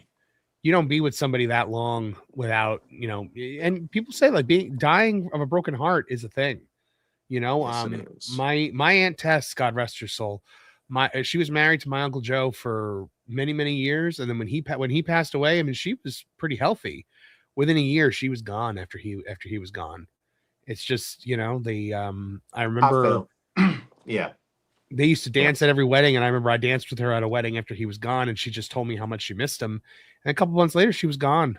You know, it's that does happen sometimes. I think it's you miss them so much that you just want to go to be with them. And yeah, we don't know how it works on a molecular Yeah. level, and I think stress is a killer. I really do. And it is. you know, I felt it when, I know this is going to sound so silly, but for anybody who knows me, they know I was very close to my cat. She was like my child, and Right. I had two pillars in my life, my dad and my cat. And my cat passed away in April, and for a couple of months, and I mean, I'm still not in a good place, but you know, I literally looked in the mirror and I was like, dude, you're gonna die. Like, if you this will kill you. So I felt the pain. Grief I can can't feel even like that, imagine yeah. what it would be like with Yeah. somebody, you know, that you spent that much time with, you know, your actual Yeah. partner. Kaylee Out for 2 says RIP Tim Curry has passed at 80. Yep. Tim Curry, I think we all kind of knew he was on borrowed time also, because you know, Tim Curry, you know, he suffered a stroke several years ago. He's been wheelchair bound ever since. You know, he was not like, Dolly was still like, she still looked like she was in the pinnacle of health. I mean, she'd canceled a bunch of appearances lately because of her health. But yeah, there was it's funny. I remember like there were these rumors that like she was on her deathbed like 6 months ago or something like that, and that Reba McEntire was like at her bedside or something like that. And Dolly put out a video where she was just like, why would Reba be the one at my bedside? It would be my family. Like she was like so befuddled by it. Yeah, it's weird. I don't know. Yeah. But all right. Well, you know what? We also do have some other theme park news to get to today. I know we've spent a lot of time on the Dolly stuff, and rightfully so. Well deserved. Yeah. Well deserved. But would you like to talk a little bit about what's going on over in the world of Disney? Boy, what a segue. I didn't really have a better one. Yeah, man, I'm down. Absolutely. All right. You know, I'm always down to talk this stuff. Let's hop to it. There we go. One more for the top. Triple decker, just how you like it. Wow, thanks, Mr. Walt. You enjoy it. We will. We know that there are many attractions coming to Walt Disney World in the next couple of years, but the question is, when will they be showing up? Let's talk about it here today on That Park Place. Tyler, there's a ton of stuff coming to Disney, and Mickey Visit here has this article about when will Disney World's new rides open. Calendar updated after announcements. Now, obviously, D23 just passed. We got a whole load of information, a whole load of promises about, you know, certain attractions that I'm just like, well, when the heck is that going to happen? Like the Dream Finder coming back to Journey to Imagination. I'm like, I'll believe that when I see it. Do you think they just put the costume together at a Goodwill and like told them to dress up? Yeah. I'm like, because the fact that they like, you know, just like Spaceship Earth, we were supposed to get a new Spaceship Earth how many years ago? The Play Pavilion, things like that. A lot of things just don't materialize. but we do know for a fact that there are going to be certain things like Villains Land and Cars Land and Monsters Inc. and all this stuff. So let's take a look at when people think these attractions are going to show up. This article here says the excitement in my face. this is Walt Disney World has major new attractions in various stages of development and construction at all 4 of its theme parks. Among the biggest projects is Villains Land at Magic Kingdom with a Maleficent roller coaster. Disney has a lot of exciting attractions on the way, but when are they all opening? We have now more details at the recent set of major announcements from Disney. All right, so when will Disney World's new rides open? Let's see if we agree with what they say here. 2037. Yeah, seriously. All right, 2026 at Disney World. Earlier this year, Rock and Roller Coaster starring the Muppets replaced the former Aerosmith version of the ride. Disney Junior Mickey Mouse Clubhouse Live debuted as a new stage show at Disney's Hollywood Studios. And Bluey's Wild World introduced new live entertainment at Conservation Station at Animal Kingdom and was immediately forgotten. Have you noticed that? Like, nobody talks about Bluey's Wild World anymore? Yeah, I mean, dude, it's like I told you in the last episode I had the pleasure of hanging out with you on. I'm just so out of the loop at this point. Yeah, I didn't even, I'll be honest with you, I didn't remember it was a thing until you just said it. Yeah.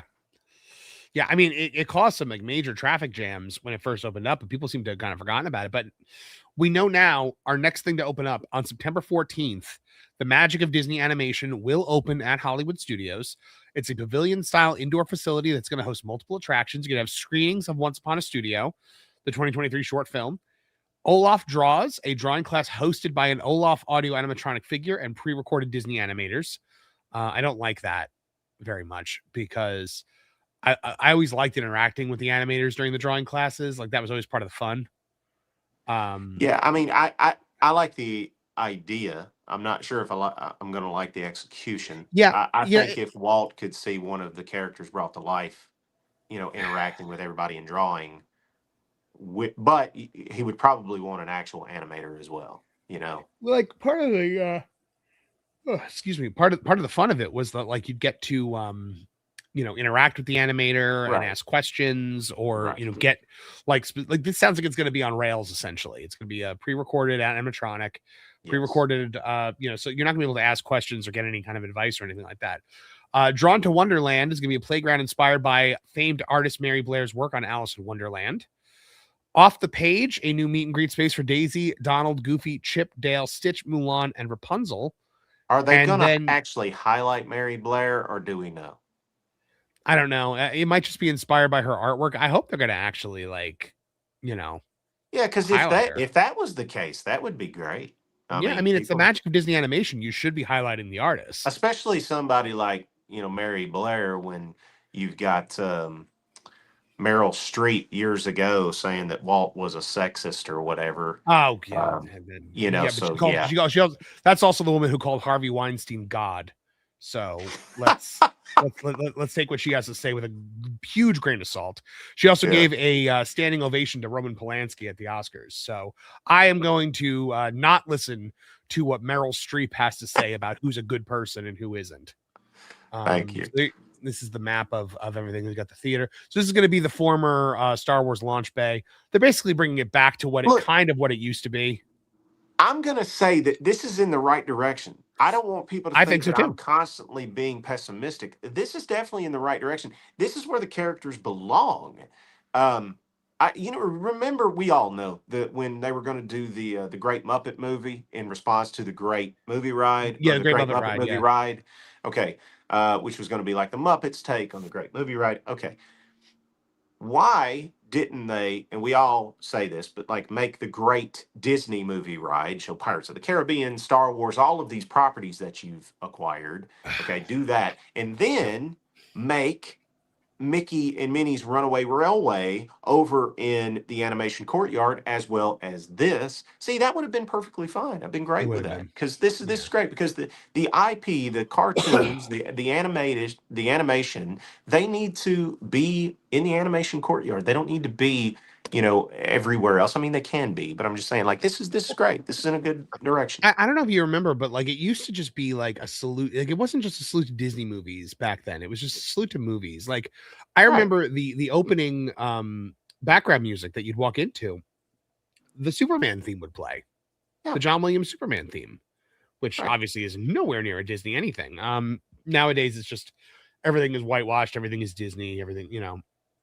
And then that's what I love about the Great Movie Ride was that you had so many things in there that Disney doesn't own, like Wizard of Oz and all of that other great stuff. I don't want to get off the story because I know you got to get to stories, but I just, when I would pitch going to Disney to people who didn't necessarily think they would want to go, Mhm. I always dealt with the same stuff, which is, it's just for kids. And I would say, no, wait a minute. Not really. Like Walt was quoted saying, don't just sell yourself to kids, it'll be the death of you, or, paraphrasing. That's one of my favorite quotes of his because it proves everything, of that it's just for kids, just for Disney. It proves that's wrong. That's not what it's for. He wanted it to be for everybody. In Walt Disney World, when I was growing up, you could feel like you were walking through the foothills of the Himalayas when you might not be able to travel to Asia. You know what I'm saying? And there wasn't a Mickey Mouse cartoon in sight. Disney was about taking you to places you otherwise maybe could not go. It wasn't just about cartoons. And I feel like over the last few years, that's what they've turned it into. They've literally turned the parks into what all of those people I had to talk to, try to talk them out of feeling that way. They've literally turned the parks into what they thought it was. Well, I mean, you're going through World Showcase now, and there's just IP everywhere now. Right. Like, it's not about you go Norway is barely Norway. It's Arendelle now. Like I remember I walked into the gift shop next to that on an Elsa meet and greet, and the cast member inside said, "Oh, welcome to Arendelle." I was like, "Oh, I thought we were in Norway," and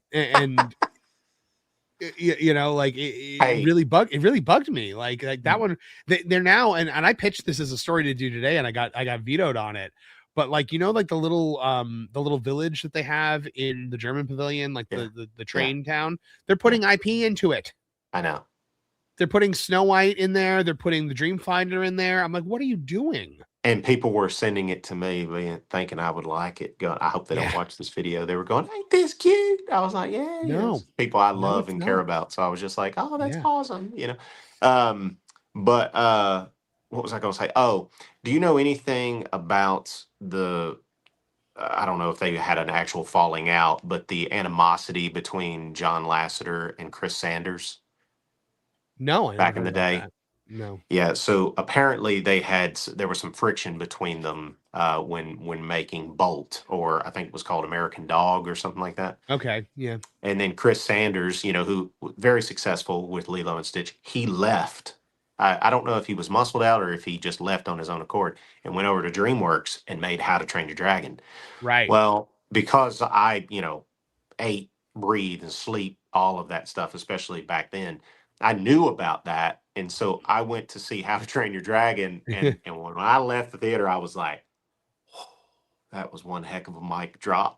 It really was. I mean, he told John Lasseter, is like, and now it's got one of the probably best themed theme park areas I've ever seen. Well, that's what I was getting to. So when I knew about that, I had seen the movie, and then shortly after I went to Epcot and I was like, you got Norway right here. I was like, I could totally see Hiccup. I could see Toothless. I could see a statue of them. You could expand maybe in the back, and you could totally do something back there. And then I mean, was Frozen even really inspired by Norway culture originally? Like, I don't even know. Like, was that a thing? Or So the Snow Queen is a Norwegian story. Okay, I didn't know if Frozen they shoehorned that in. Yeah, now the story of Frozen has about as much to do with the Snow Queen as the X-Men has to do with Robin Hood. Like it's absolutely nothing. Yeah, well, I mean, it's just kind of the core concept. If it is a Norwegian story, then I understand. But I still think that, man, if John Lasseter and Chris Sanders could have just hugged it out, and then Chris Sanders. We know John Lasseter loves to hug, so. Hey, you know what? I didn't. I thought that's where you're going. No, I didn't even mean it that way. That's funny. You're right. Yeah, but anyway, if he could have gave him a hug, then Disney could have had a How to Train Your Dragon, and they could have had that in Norway. What we had, it might not have been as good as what we've got in Epic Universe, though. No, definitely not. Yeah. But moving ahead Anyway, sorry. here, we also see that in fall 2026, Saratoga Springs Resort is going to complete its multi-month refurbishment, which I was trying to read, but this ad. All right, well, that's the thing. In October 2026, Disney's Lake Buena Vista Golf Course will reopen. In November 7th of 2026, Disney's Animal Kingdom's Villa, Kidani Village, will be finished. Pardon me. With a sweeping refurbishment that began in August of 2026. The work pertains to the hotel's lobby, gift shop, observation deck, laundry room, and arcade. In late 2026, Hurly Burly will open at Disney's Boardwalk as a family-friendly trivia venue during the day and an adults-only bar with live music at night. This new hangout spot replaces the beloved Jelly Rolls, which closed in 2025. Did you ever go to Jelly Rolls? I didn't. No, never got to Neither go. did I. I always wanted to, because ever since Who Framed Roger Rabbit, I've always wanted to go to a dueling piano bar. Yeah. And just never got the Jelly Rolls, though. I mean, Yeah, never got the chance. I never went to the Adventurers Club either. Me neither. Never got to the Adventurers Club. In late 2026, multi-month exterior refurbishments will be complete at Disney's Polynesian Village Resort, Disney's Wilderness Lodge, and Disney's Yacht Club Resort. Then in 2027, we're Is looking it just at routine maintenance? Is that what they're doing? I guess so. Yeah, refurbishments, different, like room refurbishments, things like that. Gotcha. 2027, all guest rooms at Disney's All-Star Movies Resort and those in Jumbo House at Animal Kingdom Lodge will be finished with their phased refurbishment projects that began in May 2026. Does that mean they're getting rid of the horrible but awesome Mighty Ducks rooms at All-Star Movies? Because Probably. I love the fact that there were Mighty Ducks themed rooms at All-Star Movies, even though they were old and gross. Come on, what? You don't want more fake wood laminate furniture and vague Disney decals? Right, exactly. I do love that Mighty Ducks pool that they have, though, because I just love there's a Mighty Ducks pool. Throughout 2027, Disney will refurbish rooms at Disney's Art of Animation Resort in phases. In early 2027, Grand Floridian will complete its arrival area refurbishment and thereby finish the 7-year refurbishment of its entire property. That includes guest My brother rooms. always liked the Swan and Dolphin. Yeah. Oh, God, this thing. I'm so annoyed at this. This is the Carousel of Progress. Oh, okay, yeah. You notice who's sitting with the dog? I know. It ain't John. Yeah. It's all good. Late spring 2027, Walt Disney's Carousel of Progress will reopen at Magic Kingdom.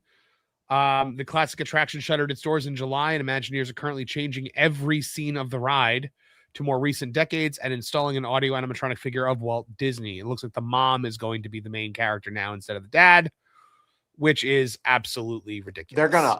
Are they gonna alternate? I hope so. It better not be the mom in every single one. Can I ask a question? Yep. Is it wrong? Like, because I'm sitting there thinking, I'm like, well, matriarch, patriarch. I mean, Yeah. Is it okay for the mom to have a scene? I mean, why not? I mean, she's the mom. But if they're gonna alternate it, sure. But if she's gonna be the main character now instead of John, I'm gonna have a problem with that. Yeah. Oh, absolutely. I didn't even consider that she would be the host for every decade. Yeah. If it's like, hey, maybe in one it's mom, maybe in one it's dad, maybe it's one it's grandma and grandpa, something like that. I'm okay with that. Yeah. I think that's fine. Part of what I liked about the Carousel of Progress, though, was that it was always kind of the same scene. Right. Everybody was kind of in their same areas. Yeah. Because it showed that like the American family remains the same, but the technology and the progress changes around it. I don't know if I'm going to like switching that up too much, but you know what? You what made do a I know? perfect, you sold me. You made a perfect argument. My argument would have been and I don't like my argument. You should have just kept it the way it was because that's the way it was when Walt was alive. Mm-hmm. And that's what he approved, kind of like it's Walt Disney's Carousel of Progress. Yeah. Walt Disney's Carousel of Progress. But, your argument is better because that is important to show that the American family does and should kind of, have a certain dynamic, stay, relatively, while technology changes around. Right. All right, let's talk about this stupid thing. Sometime in 2027, Monstropolis Phase 1 will open at Hollywood Studios. The new area themed to Monsters Inc. will have a staggered opening. Phase 1 will include Welcome to Monstropolis, an indoor show, which is replacing Vision 3D, which is just still makes my skin crawl. Harryhausen's, a table service restaurant. Archie, which I'm assuming Harryhausen's, it looks like in the artwork here, Harryhausen's is where the store used to be. I assumed that it was going to replace Mama Melrose. Oh, it's not? It looks like it's where the gift shop was. Oh, okay. And I believe that's going to be a sushi place. Archie's Scare Pig Pizza, a quick service restaurant, and the Scareporium gift shop. Well, they can't not have a quick service pizza place in that area. Like you got it, right? Yeah, it'll be over here. But it's just this glob theater right here that is making me just my skin crawl, because it replaced Muppet Vision 3D. It did not need to do so. You could have just had the look at this fountain replacing the Miss Piggy fountain. How dare you? How dare you? For this property that no one gives a single crud about.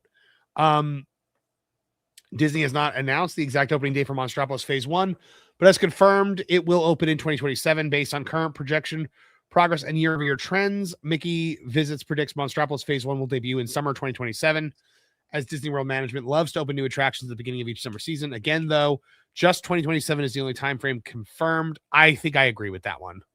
It's opening in phases? Yeah, I guess. Well, because the roller coaster won't be done. Okay, yeah. In summer 2027, the Lakeshore Lodge will open. The less we say about that, the better. In August 2027, Port Orleans Riverside will complete its phase refurbishment. What is this? What like they better not have changed the royal rooms into this, because the royal rooms were incredible. It's just how you said it. You were like, what is this? if they're changing every single room to be Tiana themed, I guess that's fine. But again, it's not about New Orleans anymore. It's about Tiana. The rooms are now themed to the Princess and the Frog with flourishes inspired by Princess Tiana, of course. Tiana, I have never seen. Tiana has more exposure in the parks than any other Disney princess. Yeah. But like no one ever talks about her movie. And she's like really not popular. Like, yeah, I mean, that bothers me. I'm going to be completely honest with you. I really like The Princess and the Frog. Me too. I think it's a great movie. But yeah, she's getting a lot of representation. A lot. I love The Princess and the Frog. I think it's one of my favorites, but they think it's problematic now because she spends most of it as a frog. Yeah. So they don't like that, and they don't like the voodoo stuff. And I'm just like, all right, so what's the point of her then? Like, we don't have anything else with her. You made a ride that doesn't involve their movie at all. You made a gift shop that nobody ever goes into. You make these horrible honey beignets in the parks that are terrible. You've basically turned all of Port Orleans Riverside into a Tiana area now. You've got meet and greets with her. There's a restaurant at Disneyland. I mean, so much Tiana. But in late 2027, also multi-year refurbishments will complete at the Contemporary Resort and Beach Club Resort. Work at the Contemporary has been ongoing since 2024. It has included guest rooms, pools, and exteriors. And the Beach Club has mostly pertained to the resort's exterior. Tropical Americas is also supposed to be coming to Animal Kingdom. This area will include new rides based on Encanto and Indiana Jones, which we described below. Disney previously announced Tropical Americas would open in 2027. However, Disney did not mention 2027 when mapping out the Tropical Americas during D23. I honestly, I don't think there's a chance that Tropical Americas is opening in 2027. I don't think so at all. Yeah. Why is it tropical? Why is it Tropical Americas? I don't know. Why couldn't they just call it South America or something? I don't know. Asia, Africa, South America. I mean, it's so much better. And the I also think this. Africa, the tropical Americas. Okay. I think that this is also going to open phased. I think you're going to get Indiana Jones first. Oh, you do? And yeah, and then I think you're going to get okay. the rest of it. I think it's going to have a phased opening. Okay. Because I think that like this is all new stuff. Indiana Jones is basically just a reskin of Dinosaur. But they gutted it. Did you see those videos? I mean, it's that thing is like they're building it from the ground up. It looked like. Yeah, but the track is basically the same. I assume. Yeah. Right. I don't know. Yeah, I mean, I guess so. With all this in mind, we're tentatively keeping Tropical Americas in 2027. Well, you're wrong. But this may have changed. Disney may still be undecided. Antonio's Fiesta de Encanto is the name of the family-friendly Encanto ride opening. Guests will ride in vehicles assembled from various pieces of the Madrigal's furniture and travel through Casita to celebrate the day that Antonio receives his gift of talking to animals. Does that mean that like Mirabelle is going to be like all sad and depressed in the background because she doesn't have a power yet? Hey, as long as her what's her sister's name, the strong one?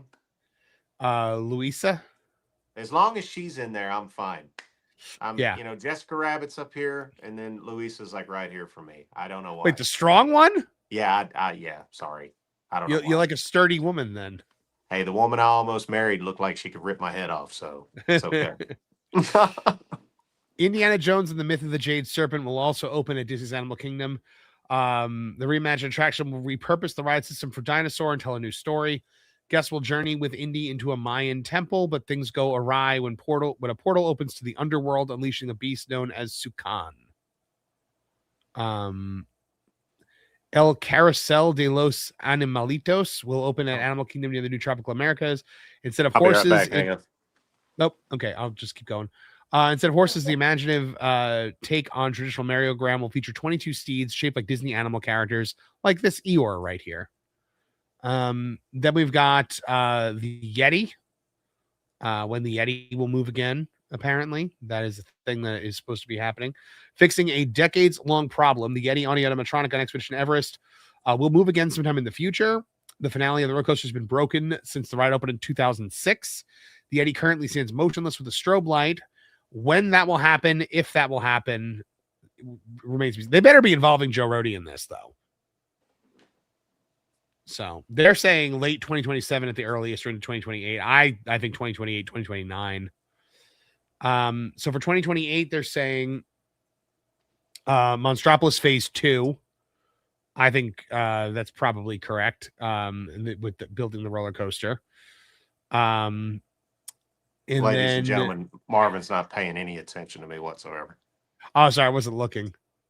Oh, good Lord. Oh, look at that. You got the idol and the fedora. That's awesome. I went and got the outfit and everything, man. I got that. All right. Wherever Lauren is right now, he's probably loving that. I mean, I'm excited for the Indiana Jones ride. I mean, the kid in me is excited, but I don't think he belongs in Animal Kingdom. How much Joe Rohde tries to tell me that he doesn't. Indiana Jones, the films use nature as an antagonist. They always have. And Indiana Jones blows up temples. Like, that's not the conservation of nature, you know? No. So, yeah. But I'm still excited about it. Imagination Pavilion for fixing the Dream Finder. They believe that's going to happen in 2028. I could see that if it happens at all. Putting the Dream Finder into Journey to Imagination, honestly, that feels like by the way, Tom Fitzgerald gets retired, and all of a sudden we're getting a new Journey into Imagination. So that's pretty good. But that feels like something that could be pushed back. There's a lot to that. There's a lot to that, by the way. I just is there? Really, have you heard stuff? I can't really say. I've known for a long time, but gotcha. Just think about what you just said. And then there you go. You figure it out. I will say I do hope that Tony Baxter has some kind of involvement because Figment is his Mickey Mouse. Tony, I've never met him. He sang me Happy Birthday in a video. Did he really? Yeah. Oh, that's nice. And he played my song, my video, What Walt Would Say, at his house at a party. Did he really? Yeah. And so I I hope we get to meet one day. That's a dream. That's But a I dream of think mine that, too, to meet Tony Baxter. well, if ever I get to meet him, I'm gonna take you with me. Appreciate it. But he deserves to get to at Yes. least play some kind of part in the creation of if it's just the story, like he'll probably just say build the ride we had, but I don't think that's what they're gonna do. No, they're gonna make it modern somehow. Yeah. So 2029, I guess they're thinking that's gonna be where Piston Peak is gonna open up. Should I leave the fedora on, or you can leave it on? It's fine. Okay. I need some happiness when talking about Piston Peak. I don't think that it's going to be opening in 2029. I really don't. I think this is 2030. Just based on just how little they have done so far. Like, look at this overhead thing. They've got this wall here. They've got this wall here. What is the retaining wall for? I don't know. I mean, is it? I don't get it. I can't. I mean, is it to hold up a berm? Darned if I know, my friend. I have no idea. If we look over here, I guess it is for this this little lake or river that they're trying to put in there. Okay. Maybe. I don't know. Maybe it is for the water. Yeah, I don't know. If we build this mountain around. But we are going to have number of attractions here. We're going to have Cars Ridge Run Rally, Miss Fritter's Daredevil Spin Along, and who knows what else. We also believe there's going to be some kind of Haunted Mansion bar that's going to be opening up in this area as well. But I cannot see this before 2030 personally. And then, of course, 2030. Yeah. Bars everywhere to cater to infantilized adults. Villains Land is going to have a Maleficent roller coaster and a dark ride starring the evil queen, Cruella de Vil, Ursula, Jafar, Scar, and Dr. Facilier, which is interesting because I thought Dr. Facilier was banned. So strange. Yeah. So that does not seem to be the case. They're saying when Disney first announced Tropical America's Monstropolis Piston Peak National Park and Villains Land, they shared that all these projects would open by 2029. Not a chance in Hades. No. That doesn't seem to be the case anymore, especially with Monstropolis open in phases and Tropical Americas potentially pushed beyond 2027. I don't think Villains Land opens even in 2030. I think you're looking 2031, 2032. I mean, if you're lucky. They've done nothing. Look at this, Tyler. They've done nothing. No, they've done a lot. I mean, they've destroyed the magic. Yeah.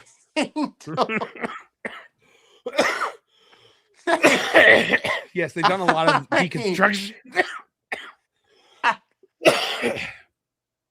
They've done a lot of deconstruction, but not a lot of construction. Oh, it's so sad, man. It is. So there you guys have it. There you guys have it. The timeline, according to Mickey Views, and the timeline according to us. What's going to happen? When do you think these attractions are opening up? Sound off in the comments below. And this is Mickey Views. Yeah. He didn't share anything about my song. It's all right. It's all good. All right.